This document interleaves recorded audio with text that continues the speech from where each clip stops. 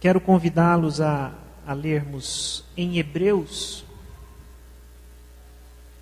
capítulo 3, somente 3 versículos, de 12 até 14. Hebreus capítulo 3.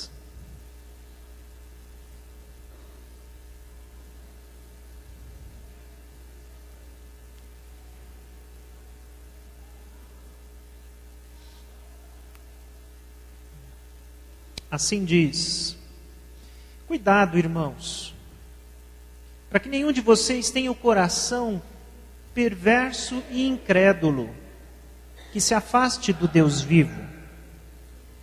Pelo contrário, encorajem-se uns aos outros todos os dias, durante o tempo que se chama hoje, de modo que nenhum de vocês seja endurecido pelo engano do pecado. Pois passamos a ser participantes de Cristo, desde que de fato nos apeguemos até o fim à confiança que tivemos no princípio. Vamos orar mais uma vez. Senhor Jesus, obrigado. Cada momento desse culto que o Senhor tem falado conosco, a oportunidade de louvar como família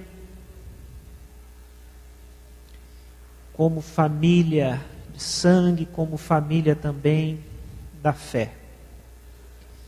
Agradecemos tua graça, teu perdão, teu amor nas nossas vidas e pedimos que mais uma vez a tua palavra seja palavra viva, que fale conosco.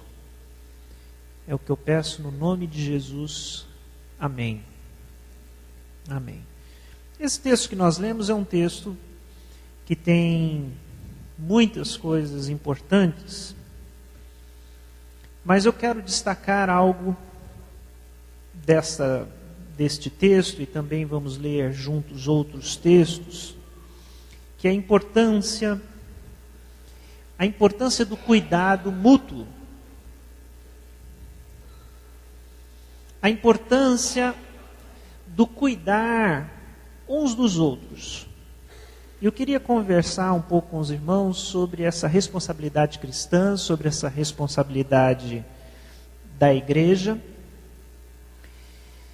Muitas vezes nós pensamos, por exemplo, a palavra pastorear, pastoreio.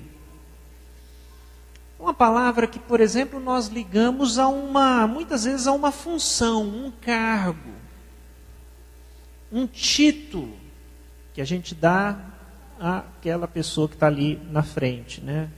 Nós chamamos de pastor. Muitas vezes se torna até um emprego. Mas a gente deveria pensar que o pastoreio, pastorear, é alguma coisa profunda e que não tem a ver com função, não tem a ver com cargo, não tem a ver com título. Eu sempre me preocupo bastante em momentos como esse em que a gente vive, em que nós temos eleições na igreja, e que irmãos são eleitos para funções bastante específicas, como o diaconato, como o presbiterato, ser um diácono, ser um presbítero, ou outros cargos e outras responsabilidades. Eu tenho um certo temor da igreja entender que essas pessoas, elas têm algumas obrigações pastorais que os outros demais não teriam. E que, olha, agora que você que é pastor, você que é presbítero, você que é diácono, então, a missão é sua. Mas nós encontramos na Bíblia uma outra orientação, que é a orientação da necessidade de haver o cuidado mútuo. Mútuo significa uns aos outros, cuidando dos outros. Essa é uma dinâmica muito presente, principalmente no Novo Testamento. Principalmente. No Novo Testamento nós vamos encontrar aquilo que a gente chama de mandamentos recíprocos. E um mandamento recíproco é aquele que é um mandamento para você, de você para com seu próximo, do seu próximo para com você.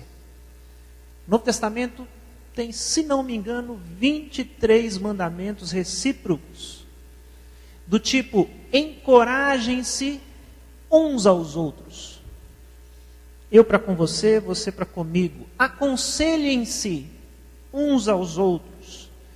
Orem uns pelos outros.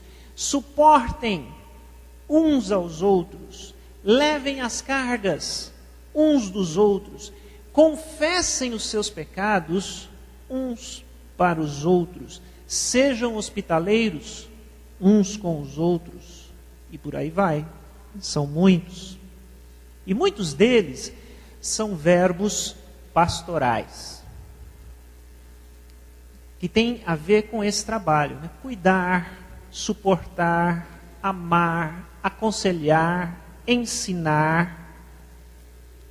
Confessar os pecados, são todos atos pastorais e que são direcionados não somente à liderança da igreja, mas a toda a igreja.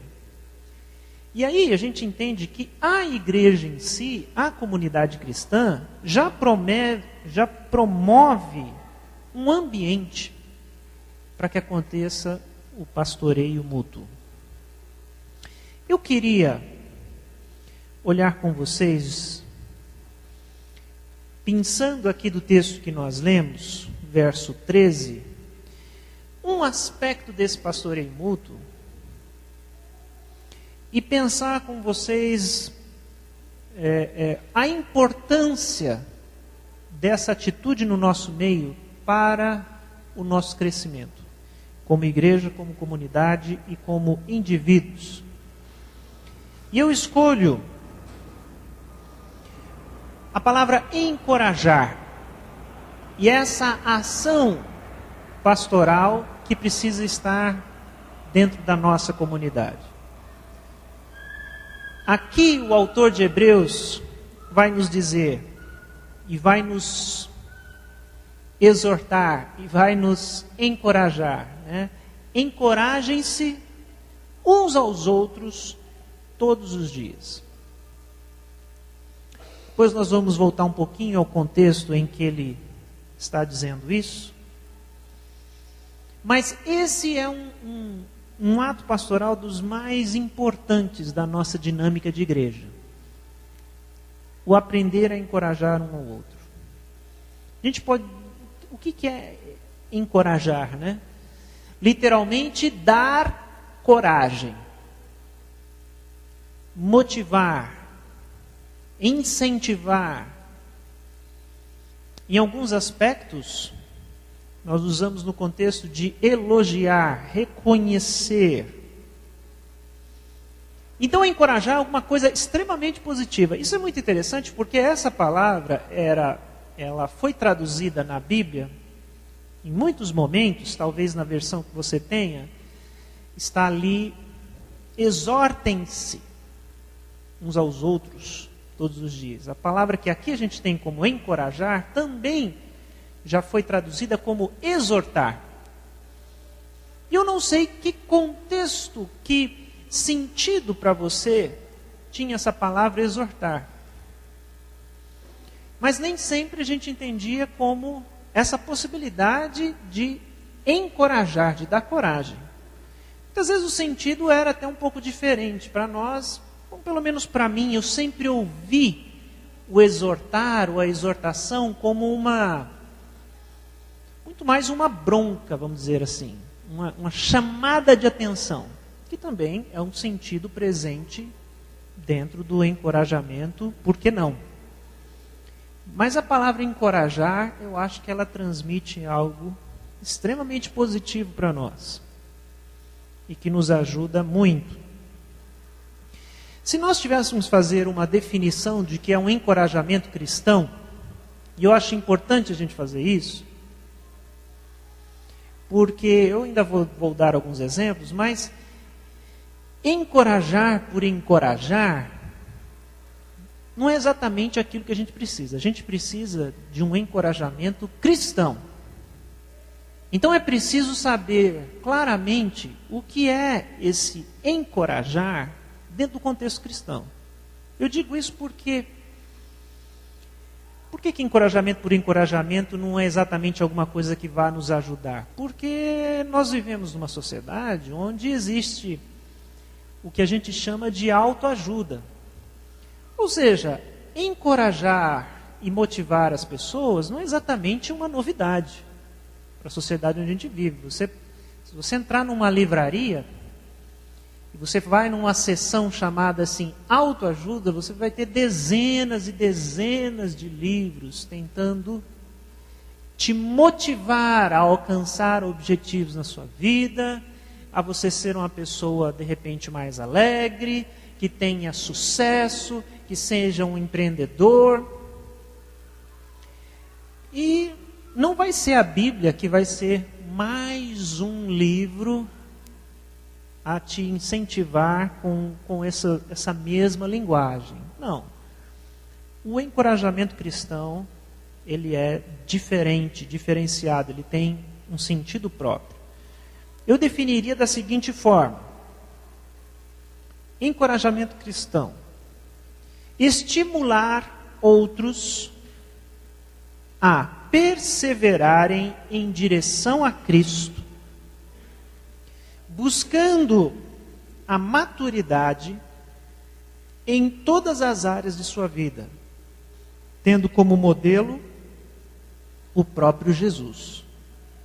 Então, novamente, encorajamento cristão seria estimular outros cristãos, né, principalmente, a perseverarem em direção a Cristo, ou no mínimo candidatos a discípulos de Jesus, né, buscando a maturidade em todas as áreas de sua vida, tendo como modelo o próprio Jesus.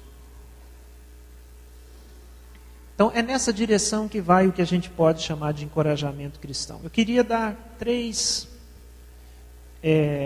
perspectivas desse encorajamento, que precisam estar presentes nessa nossa dinâmica.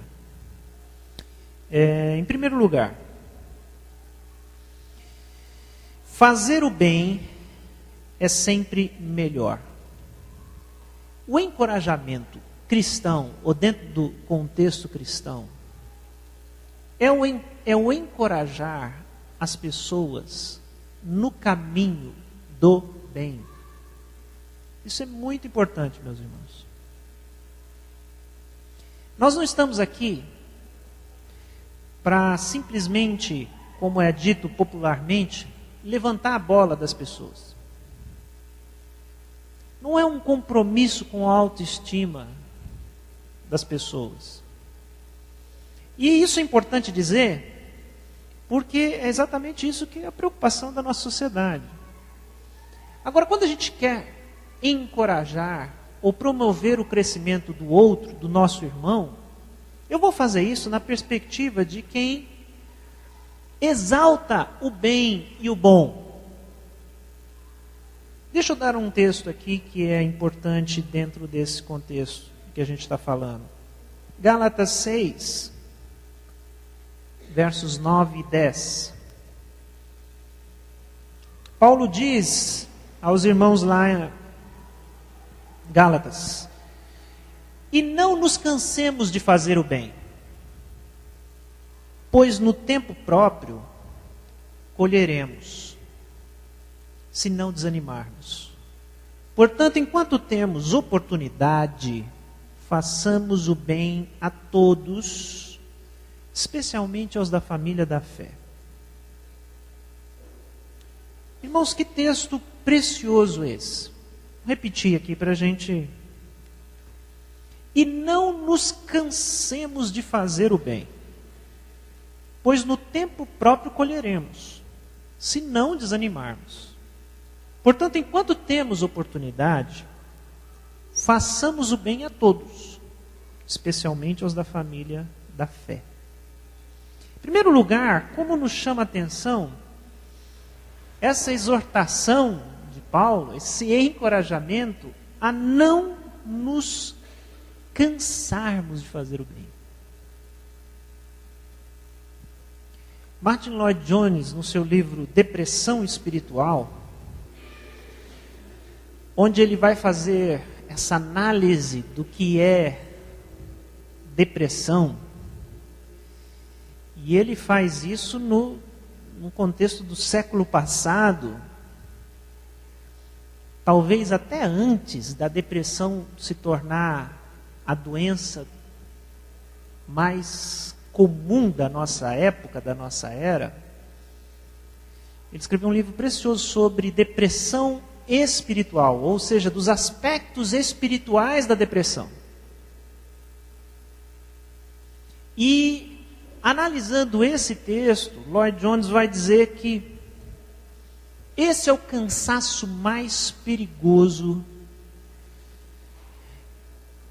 que pode acontecer conosco. O cansaço do bem.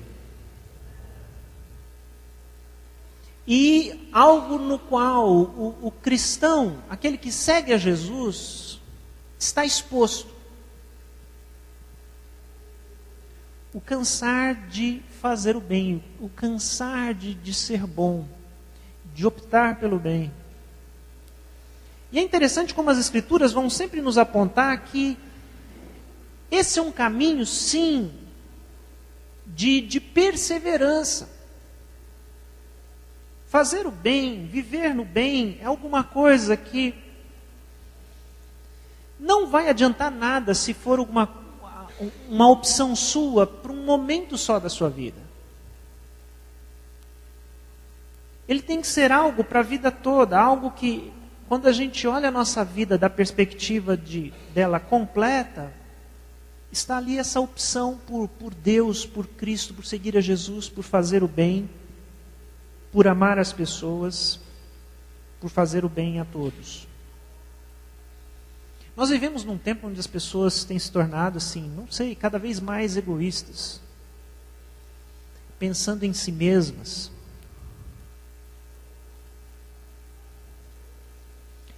Se alguém vai te dar um conselho, quantas vezes nós vamos ouvir conselhos, e esses conselhos são para que a gente pense mais em nós mesmos? Olha, né?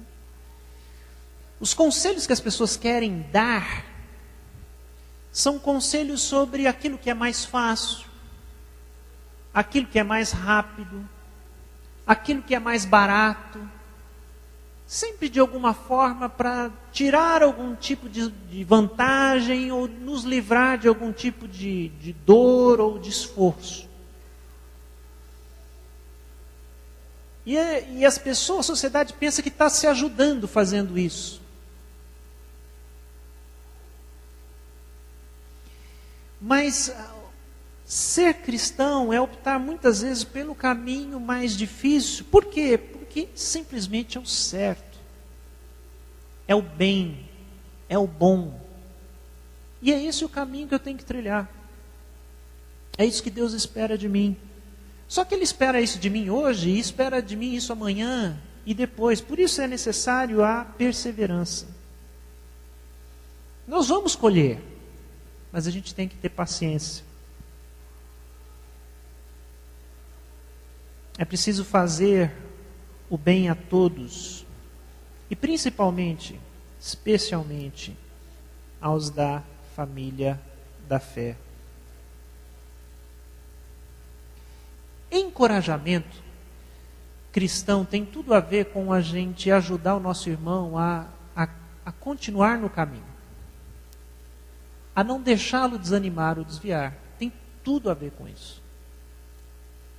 Voltando para o texto inicial, vamos lê-lo de novo,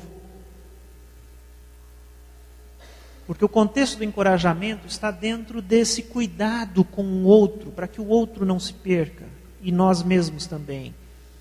Cuidado, irmãos.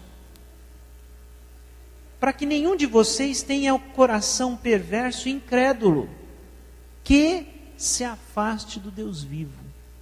Isso é possível. A perversão do nosso coração, a incredulidade e o afastamento. E o que o autor bíblico aqui nos convida a fazer para que isso não aconteça?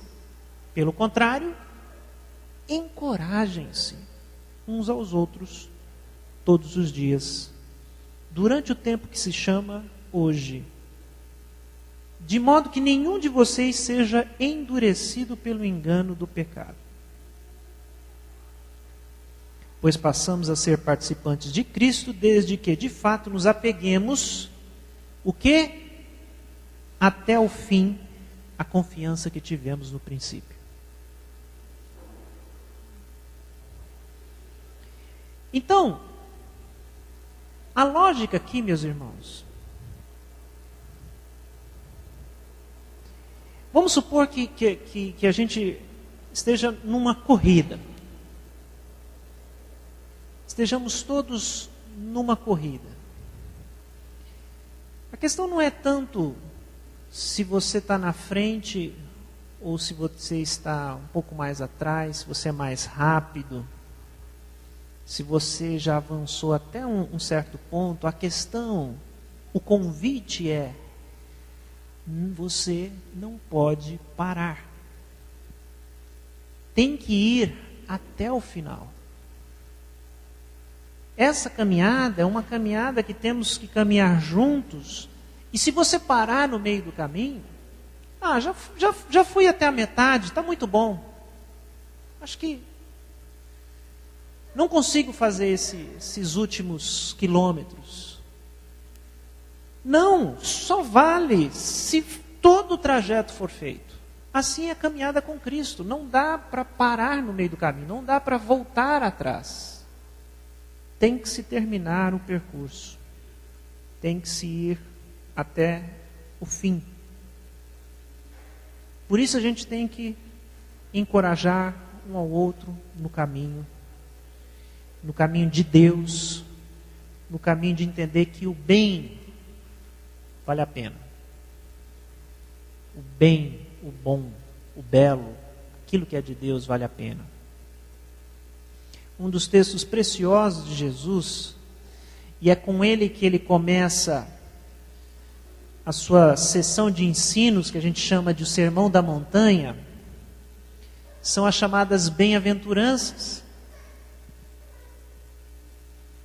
Existem muitas formas da gente ler as bem-aventuranças e o que elas significam. Mas eu enxergo ali um dos seus sentidos mais profundos, que as bem-aventuranças de Jesus, né? Só lembrando você, quando ele fala bem-aventurados, os humildes de coração, os pobres, aqueles que choram, aqueles que têm fome e sede de justiça. O que Jesus está fazendo? Jesus está encorajando. Jesus está dizendo: o bem ainda vale a pena. Chore agora, porque aqueles que buscam a Deus choram, mas vocês serão consolados. Não desista de ter fome e sede da justiça, porque a justiça está chegando. Vocês são perseguidos hoje? Bem-aventurados, felizes vocês. Perseguiram o mestre que veio antes de vocês. Vocês serão recompensados, coroados, consolados. Bem-aventurados os humildes, bem-aventurados os mansos. A nossa sociedade diz que se você é manso, pacífico, você vai ser passado para trás. Mas a Bíblia diz exatamente o contrário. Jesus diz exatamente o contrário. Feliz se você ainda acredita na mansidão, na paz. Porque você vai receber paz. Porque você vai herdar a terra. E todas aquelas promessas que estão ali, por exemplo, presentes naquele texto. O cristão é aquele que ainda diz: o bem vale a pena. e estamos do lado do bem, do bom, do lado de Cristo, do lado de Deus. Queremos isso para nós e para o mundo e para o meu irmão.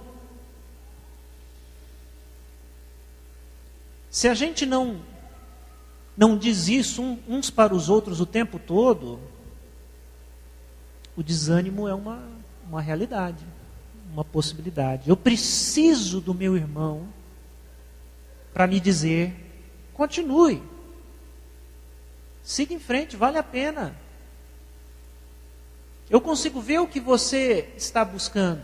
É por aí mesmo. Eu preciso que meu irmão me diga isso. Segundo aspecto que eu queria destacar dentro do encorajamento cristão é o fato de que nosso caráter é o mais importante. O que isso significa? Vamos lá.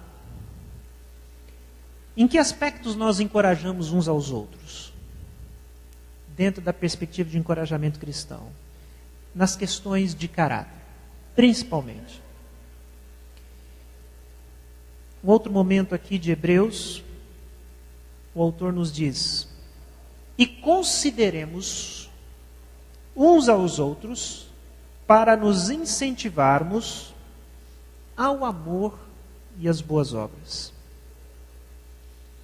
Aqui ele é ainda mais explícito ao nos mostrar e nos dizer: olha, no que a gente tem que incentivar e encorajar? Ao amor e às boas obras.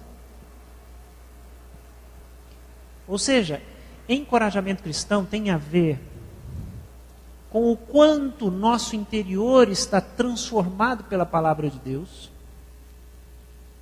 e mais conformado à pessoa de Cristo, que eu vou falar um pouquinho mais à frente. Tá, pastor, isso me parece um pouco óbvio. Não, não é. Porque pensa agora um pouquinho. Que tipo de encorajamento você costuma receber quando recebe? Porque o que se fala da nossa própria sociedade, da nossa própria natureza, é que a gente tem uma dificuldade muito grande de encorajar, né? Ou elogiar, ou reconhecer coisas boas que as pessoas fazem e são. A gente tem uma facilidade maior para criticar.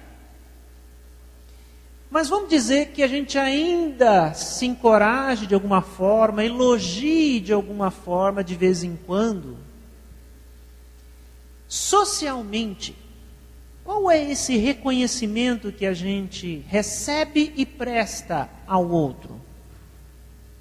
Vou dizer aqui, veja se confere com a sua experiência. As pessoas costumam se elogiar ou se encorajar reconhecendo as seguintes virtudes uns nos outros. Em primeiro lugar, se tivesse um ranking, em primeiro lugar seria beleza. A beleza física, estética. Se você está bonito, está mais bonito, está ajeitado, arrumado, você vai receber talvez ali um elogio. E a gente gosta desse reconhecimento, desse elogio. A gente quer ser bonito, estar bonito, não é? Então, talvez esse seja um top ali. Outros reconhecimentos de riqueza. Admiração com aquilo que a pessoa conquistou. Olha onde ela chegou, olha que carro que ele tem, olha que casa, olha isso, olha aquilo, que roupa, que bolsa, que celular. Outra coisa, esperteza. Quando as pessoas são inteligentes, e inteligência é um outro aspecto que pode ser elogiado, né? A inteligência, como você foi inteligente, né? O filho foi bem na prova, tirou uma nota boa, como você é inteligente. E a gente acha que Esses são os grandes elogios e encorajamentos que a gente pode dar para alguém. A esperteza, quando você pensou rápido e fez a coisa certa, que você ganhou tempo, que você economizou dinheiro, você foi esperto. Não estou nem aqui dizendo que tem algum nível de desonestidade nessa ação. Vamos dizer que não há nada. Mas a esperteza, a pensar rápido, agir rapidamente. Esse é um outro elogio social. Olha, você foi esperto. Foi esperto. Status social, cultura. Terminou a faculdade, terminou a pós-graduação, fez o curso não sei o quê. Nossa, que legal. Eu estou pontuando isso porque muitas vezes, na maioria das vezes, mesmo no ambiente cristão, esses são os valores exaltados por nós mesmos. Se você está bonito, se você foi inteligente, se você conquistou, se você fez, se você é isso. Isso não tem absolutamente nada a ver com encorajamento cristão. Nenhum desses valores são valores cristãos. Não é que são maus ou pecado, não existe maldade em ser inteligente, mas isso não é um valor de caráter. Ser inteligente não te dá um caráter elevado, nem esperto, nem bonito, nem rico, nem culto. O que são os valores mais profundos que nós deveríamos reconhecer em nós mesmos e nos outros? São aqueles produzidos pela obra do Espírito Santo. Esses são os mais bonitos, esses são os mais importantes.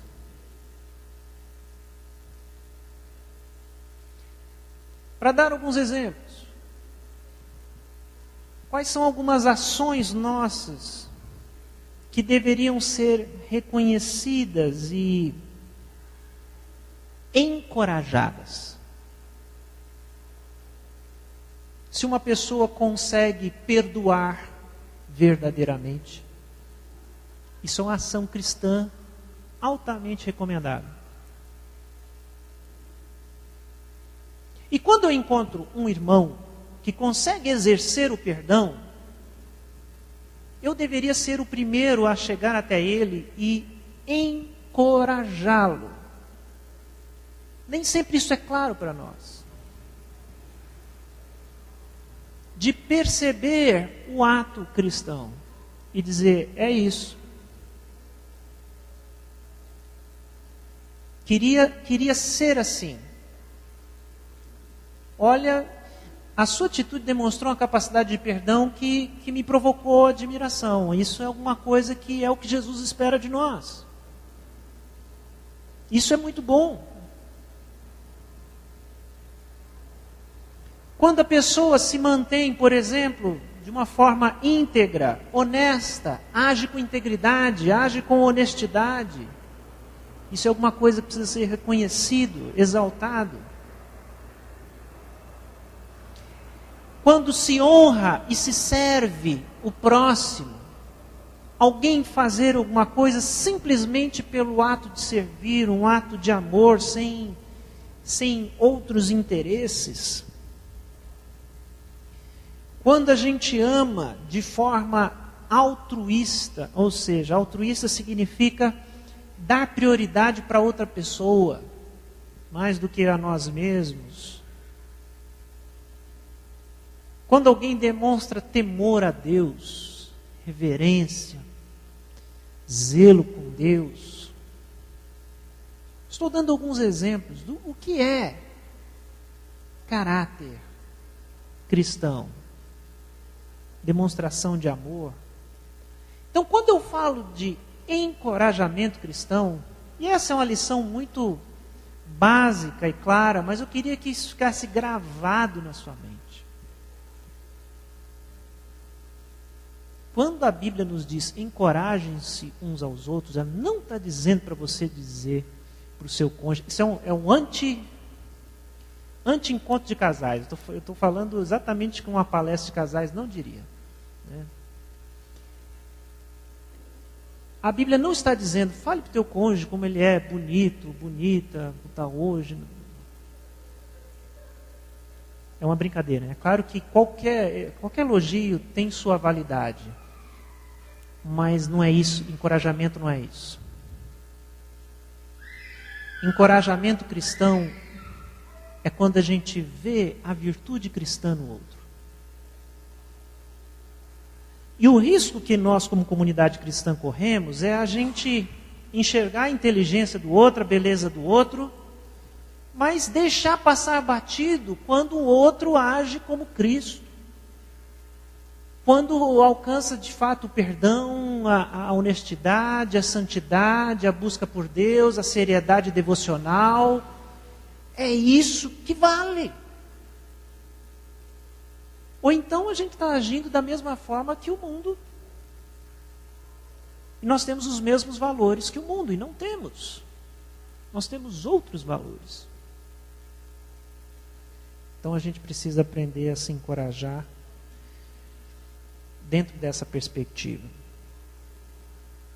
E por último, mas que norteia todo esse nosso pensamento, é o fato da gente entender que Cristo é o nosso modelo e alvo. Por que encorajar o caráter das pessoas, encorajá-los nesse caminho? O que é isso? Isso é simplesmente entender que Cristo é o nosso alvo e Cristo também é o nosso modelo. E que a gente quer permanecer nesse alvo e nesse modelo e quer que o nosso irmão também permaneça. É isso. Então a palavra está recheada de textos que nos levam a olhar para Jesus, como o belo texto de Filipenses 2, onde Paulo começa com essa frase: seja a atitude de vocês a mesma que a de Cristo Jesus. E aí depois ele vai começar a descrever a humildade de Jesus, que sendo Deus se tornou homem. E aí Paulo está usando essa lógica. Imitem a Jesus, sejam como Jesus. Olhem para Jesus, vejam o que Ele fez e façam também. Sejam assim na vida, tratem os seus irmãos dessa forma. Sejam humildes como Jesus foi. E esse é o grande objetivo da vida cristã, é assim que se é cristão. E Efésios vai nos dizer desse propósito último da vida cristã e da vida em comunidade. Que nós trabalhamos juntos, nos pastoreamos, nos ensinamos, isso tem um fim, isso tem um alvo. E qual é o alvo? Verso 13 vai dizer: até que todos alcancemos a unidade da fé e do conhecimento do Filho de Deus, e cheguemos à maturidade, atingindo a medida da plenitude de Cristo. E aqui Paulo nivelou por cima, super por cima. Porque se o alvo final é atingir a maturidade da plenitude do ser como Cristo, então é óbvio que nosso alvo é alto. E tem que ser alto. Para que aquilo que a gente busque aqui juntos seja algo de excelência. Obviamente, nós só vamos conquistar isso na glória, depois que o Senhor Jesus tirar de nós todo o resquício do pecado. Só que eu tenho que saber que é para esse caminho que eu estou trilhando.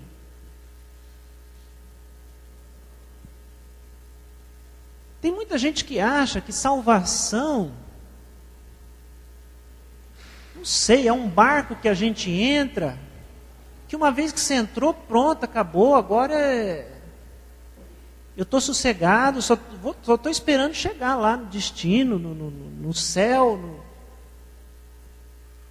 Como se a gente não tivesse nada para buscar. Como se salvação não fosse algo que fosse a gradual transformação de cada um de nós. E que se a igreja é esse barco, então ela promove esse ambiente para que a gente, uns aos outros, se santifique, se exorte, se ensine, para que a gente chegue lá. Ou então, como diria C.S. Lewis, tem muita gente que vai estranhar o céu. Porque é tão mundano, no sentido de não desejar as coisas de Deus, de não querer crescer espiritualmente, de não querer ser parecido com Jesus. É claro que é uma ironia de C.S. Lewis, mas corre o risco, né, de estranhar o céu, porque o céu é um ambiente onde nós vamos ter essa plenitude de Cristo. E a gente tem a oportunidade de desejar e buscar isso desde já, agora, o nosso crescimento e a nossa maturidade espiritual. Só que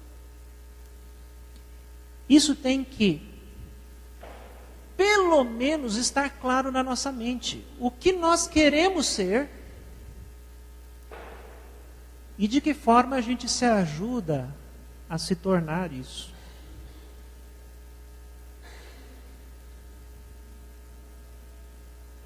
Então essa é uma mensagem, um desafio que eu queria deixar para os irmãos, que é sempre um grande desafio também para mim, mas que seja uma dinâmica da nossa comunidade, né? O entender, o encorajar-se, o dar coragem uns aos outros.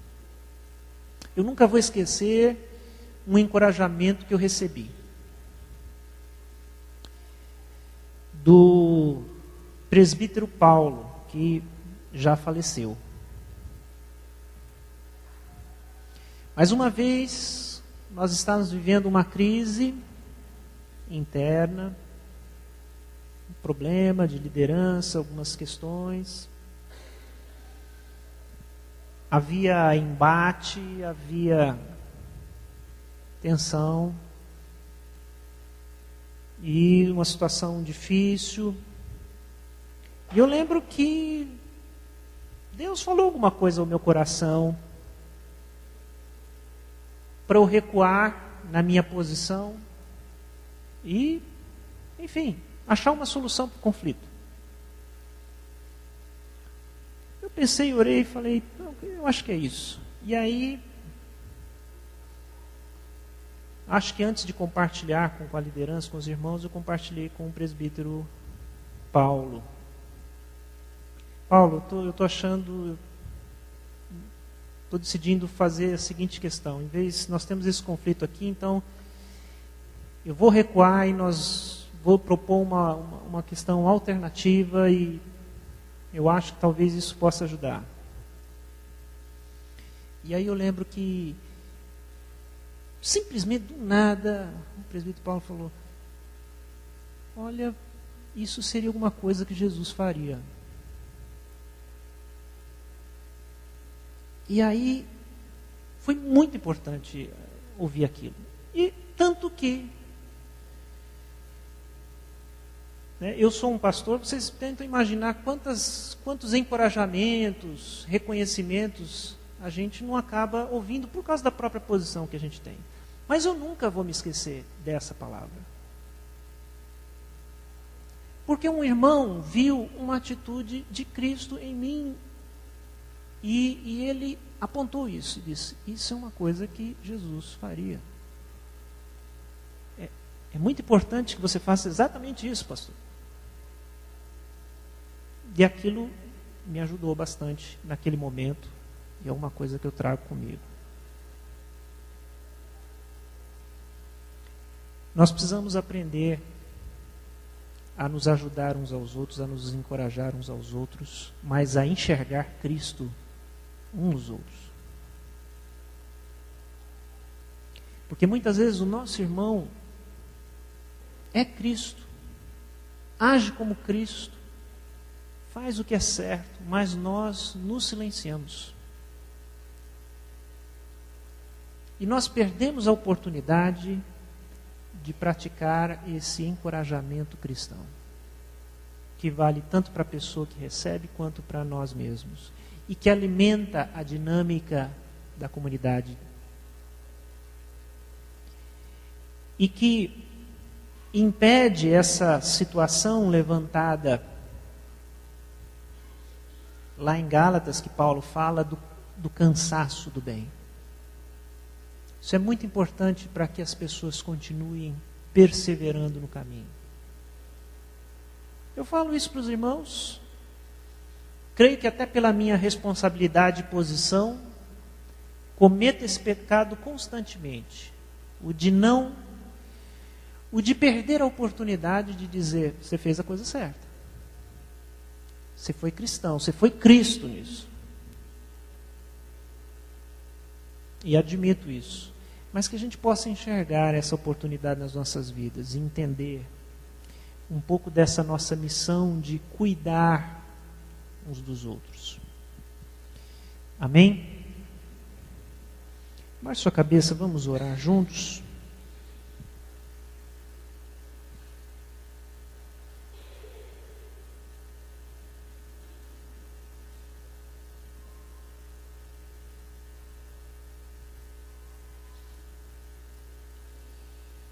Tem esse momento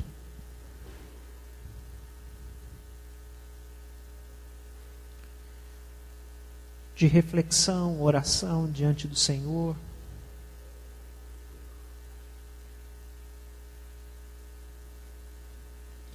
Queria até mesmo propor um exercício. Você traga à sua mente um irmão, uma irmã, que de alguma forma na sua caminhada cristã recente, foi Cristo para você em algum momento. Teve uma atitude cristã e que você viu isso, mas não teve a oportunidade de falar para ela.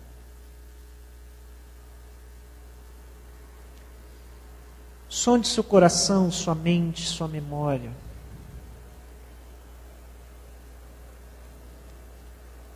Porque eu queria que te desafiar a depois, no momento oportuno, você dizer isso para essa pessoa.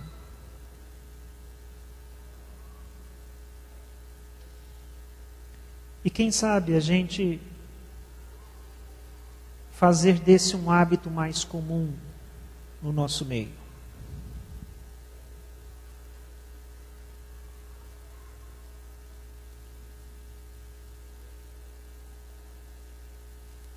Senhor Jesus, obrigado porque o Senhor não nos deixou sozinhos.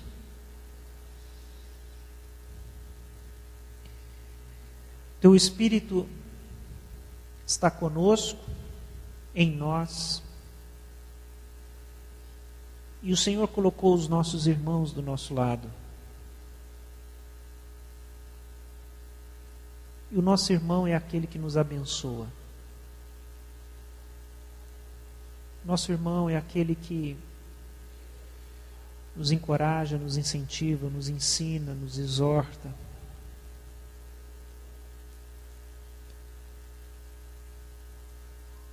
Não nos permita perder essa oportunidade comunitária de ajudarmos, honrarmos e encorajarmos uns aos outros. Tira de nós medo, receio e quaisquer outras razões íntimas de não fazer isso.